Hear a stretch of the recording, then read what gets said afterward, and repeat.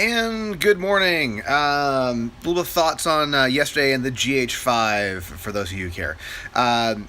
No, absolutely no buyer's remorse. Love this camera. Maybe take 5 stills with it, so I have no idea where it is for stills, but video, absolutely in love with it. Yesterday's video was primarily shot with this. This bad boy. I did I think a little bit in the beginning was with my phone. And a little bit of the interviews at the very end with my phone. But my initial thoughts are, wow, this looks amazing. The footage is gorgeous. Looking forward to getting my little vlog authorization code. But I shot everything with like the Cine D setting, whatever it was, and it looks super great. Cannot be happier with it. That being said, I definitely read the manual on how to set this thing up and watch some tutorial videos, because there's a lot in this camera. It's walking a whole new system. I've done that a couple times where I went from Canon to Pentax, had to learn how the camera works with the system. Went to Sony, went to now Panasonic. I've also helped other friends and photographers with brand new cameras, trying to figure stuff out. So the menu system's different. So far, I like the layout of it. Just got to figure out what's the best to map things to put the quick. Assign the hot buttons, all that kind of stuff. What's the best things to use? I really am going to set this thing up just for filmmaking.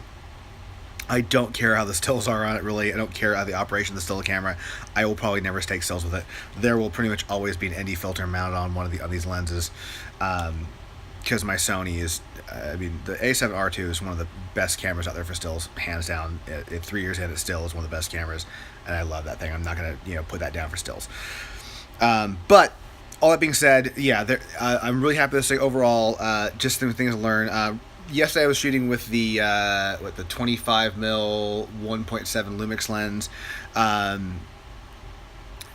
Really sharp. I like the footage of it. You saw some of the stuff like the macro capabilities are pretty good. Get close. The highlights look great. The bokeh looks awesome.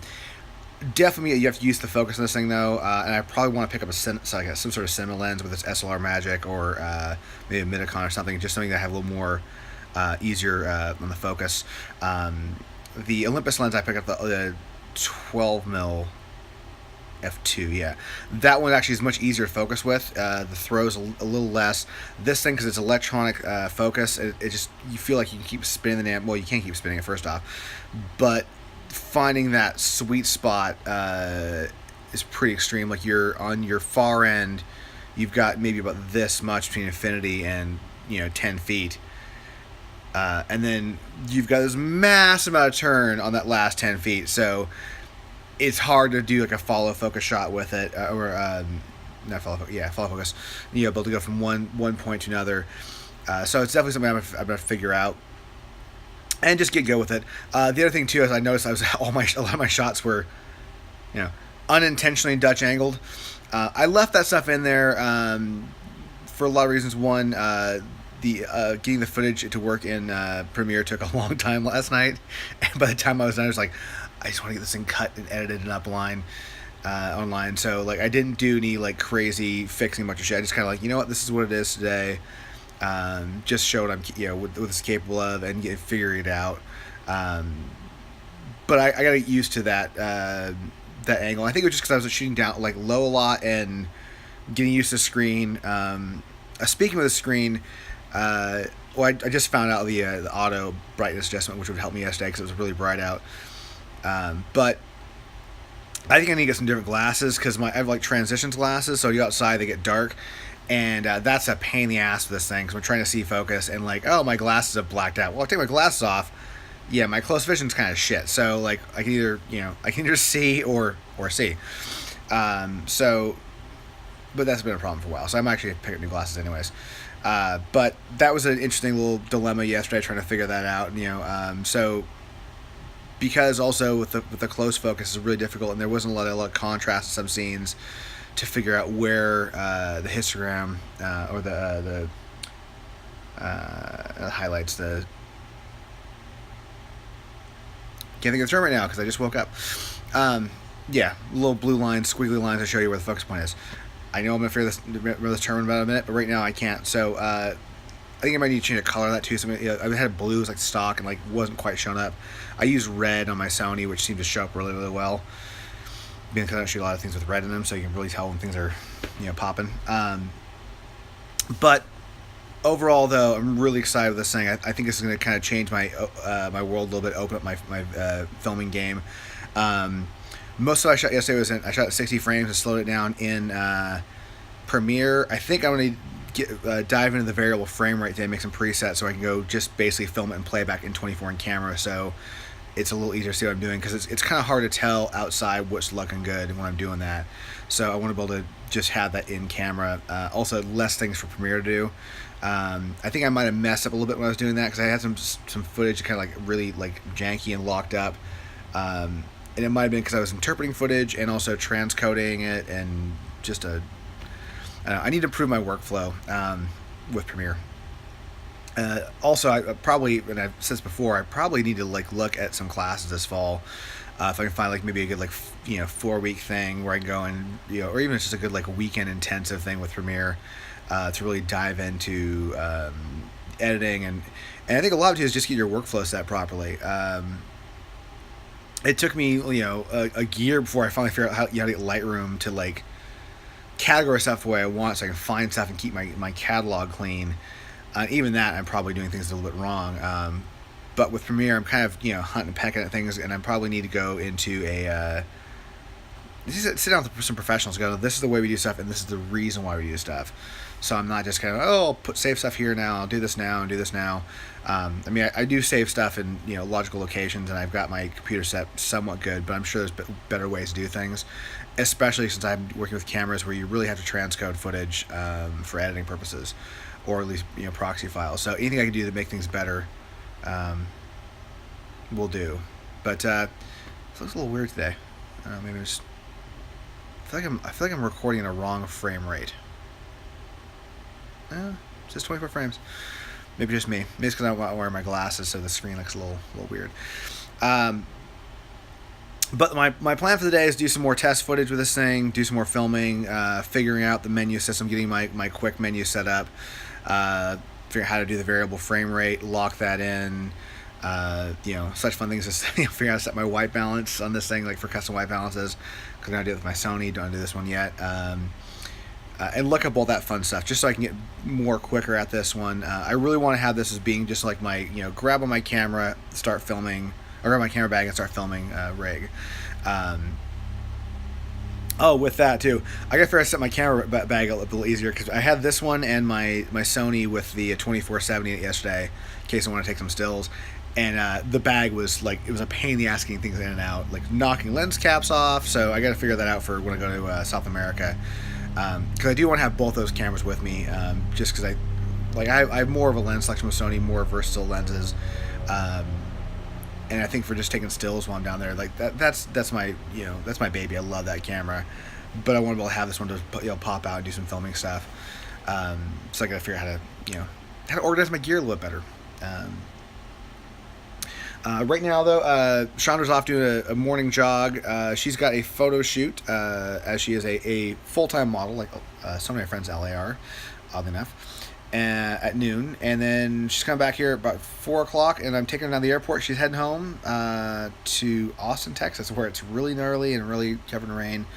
But I think she'll only be there for a week. She's actually moving back to California. So I'll probably see more of her later on in future videos, because I didn't see much of her in this last couple videos, as you guys probably are aware. A couple of clips here and there. So I guess that's my current plan. I'm just really rambling, sorry. I need to have breakfast. I saw some cool stuff. I don't know if you guys follow is it Dan the Prescott? Crap, I gotta look up the link. You know what? I'm going to leave you guys on camera for once. Hold on 1 second here. Sorry about that. If you guys follow Dennis the Prescott, at Dennis the Prescott, he's a chef and food photographer on Instagram. Just so good. It makes me want to like eat and cook and take photos.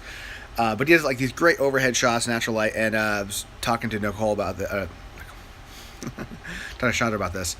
Sorry about that, like middle block there. About his photos yesterday. And also about the stupid amount of camera gear I have at this point. And I think I might do another overhead photo of my complete kit. in the style of Dennis the Prescott photographer. Because I've got a stupid amount of gear at this point. It's getting kind of obscene. My filmmaking rig is up to, let's see, 1, 2, 3. I've got 6 different camera sources now. That's a lot of shit. Although I wouldn't use my 645 for filming because it's crap for doing video. Anyways, I shall catch you guys later. I've been rambling on for about 10 minutes now, so sorry for those of you who zoned out, 9.5 minutes ago. But catch you later. All right, so where was I? Let's see. Dropped Chandra off at the airport. Drove my ass back home for my favorite part of the entire week, which is Sunday evening television. First off, Twin Peaks. Cooper is back. Yes! That was so awesome. That was like the moment I've been waiting for since the show came back on, was Agent Dale Cooper being Agent Dale Cooper. Still have no idea what the fuck's going on, what's going to happen next week. Who knows, but at least Cooper is Cooper again. And now on to the big one, Game of Thrones. Wow. I cannot wait for next season. Overall, season 7, spectacular. I loved every minute of it. So good. So much great fan moments. So the battles, the characters, everything is just the chessboard is getting smaller and smaller and smaller. But coming into this episode and having it confirmed out in the open public that Jon Snow is actually Aegon Targaryen, and he is the heir to the Iron Throne. He's actually the heir to the Iron Throne, not Daenerys. And then also, while they're telling us, those two are hooking up. So this is going to be an interesting thing for next season. Whether that creates problems, or hey, let's just join houses, king and queen, rule the land, whatever. But so cool. It was a little bit of a lot of little political stuff going on in this episode with, the meeting of everybody and, the backstabbing and the lies and all that stuff. But it's great seeing the Hound confronting his brother again. Basically, let him know, you're gonna die, and I'm gonna be the one who does it. Just wait. And then there's just so much here. Jamie leaving. Jamie finally realizing his sister's a nut job and going, fuck this.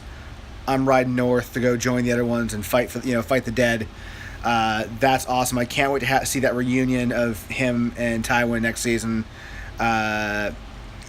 That's gotta be awesome. The brothers back together on the same side. I hope that he's welcomed Daenerys. Welcomes him and realizes he's not the enemy. That he's fighting for honor, fighting for life, all that stuff. So that's gonna be great.